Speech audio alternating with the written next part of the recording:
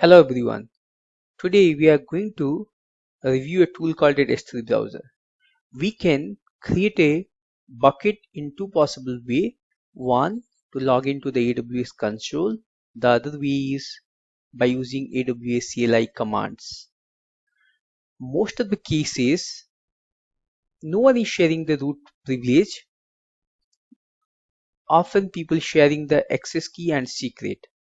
And some of the cases, there is a limited access to portal. You can only create the object or bucket by using AWS CLI. And if you do not want to use commands, you want to using a GUI, then probably you can use or try out a tool called it S3 browser. So this is S3 browser, which providing a graphical user interface where you can perform all the operation which would be allowed in case of AWS portal and along with the AWS CLI. This tool is free for personal use, but if you want to use for commercial purpose, then you have to go through the document and probably you need to be purchase a pro license. Let's quickly review this tool. If you want to install this tool, so there is a download option. You can hit this download button and it will be installed in your machine. Once the installation happens successfully, you can find out the icon next to your desktop, and once you open this, you can find out this UI. So first thing first, we need to be, if you want to connect to any S3 bucket, you have to providing the access key and secret. So in my case, I have already given the access key and secret, but in your case, if you want to providing the access key, you can choose this option, add new account, and then it will be asking you put account name and asking the access key and secret. And once you provide this access key and secret, you can connect to your bucket. In my case, I had already provided that access key and secret, and I can see those information in the manage accounts option. In the manage account, the account name what I have created called it account name, I can go and edit this information as well. So you can see these informations are here. This is my access key, this is my secret, and if I want to modify, I can modify and save changes. Now once that would be done, this would be listed down all this bucket which this access key has a permission. Let's say I want to creating a new bucket. I have option called a new bucket. I choose this option and then I can create a bucket. Let's say the bucket name is called a demo ABC 1. Now you can see that demo ABC1 has been created successfully, and now if I want to upload any object, I can pick this option here and let's say come to this location HTML and randomly I can pick few files. Now in a few seconds this file has been added successfully, and if you want to see the detail about or the attributes about the file, you can pick this option, come to the down tab section, and you can find out all information about your files. You can see the permission, you can see the header associated with your file, you can see the unique URL, you can see the tag, properties which seem like AWS portal, which is explaining what is the storage class is being used, what is the property, what is the e tag, what is the key, and then you can preview this file. Since it is a HTML file, we can preview over here the content and version information. Since I didn't enable versioning, that's why you can see version ID would be null here. You can see the event logs, and now let's quickly see all these possible options. So if you want to delete anything in this object, again we have this delete option.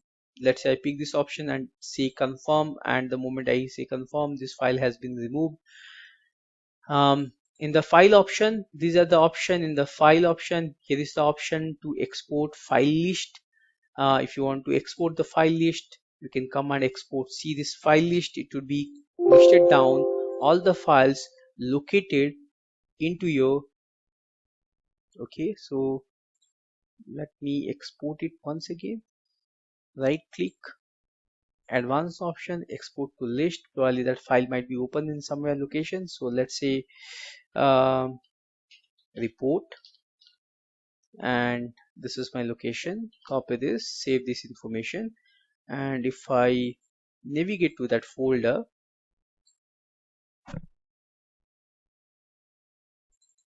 and you can find out this option called a report, and you can see that all the files has been listed down along with the owner ID and along with the storage class and size and etag. Okay, and then see what other options are there. You can download, you can upload files, you can move, you can copy, you can delete,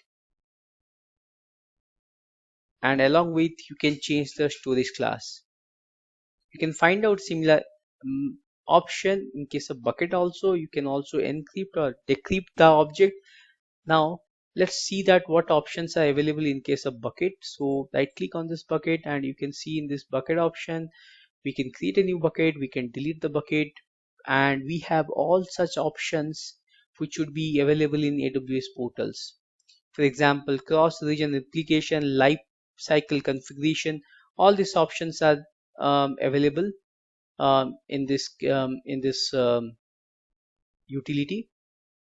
And then if you want to see the properties, you can see the properties over here. About the bucket properties, you can find out all information here. And let's say we quickly see that what options are there in case of tools. If you come to the tools, you can find the option called it folder sync tool. Okay, and if you want to creating a new job, you can come here, add a new job, and let's say I want to sync a folder. I want to copy the content of demo ABC in this location, so I pick this option. Now I can see all these files and say okay, and when I hit analyze, you can see the content has been coming over here. Now I'm going to choose my local folder. Let's say let me choose the local folder, and now I'm creating a folder called it test. So I have created a folder that called it test. Okay, test is already exist.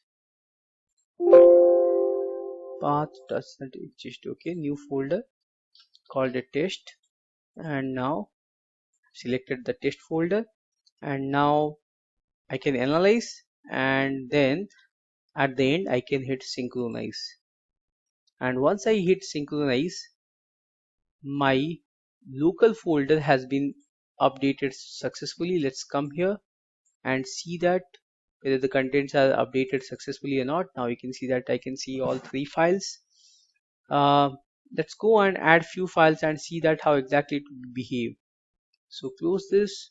Now I would like to add few more files. Choose this option. Let's say go to the location HTML, pick few random files, and I have picked few random files. This file has been uploaded successfully, and now I would like to go back to the tool option again. And if I analyze, this would be provide the list of the files which is newly added.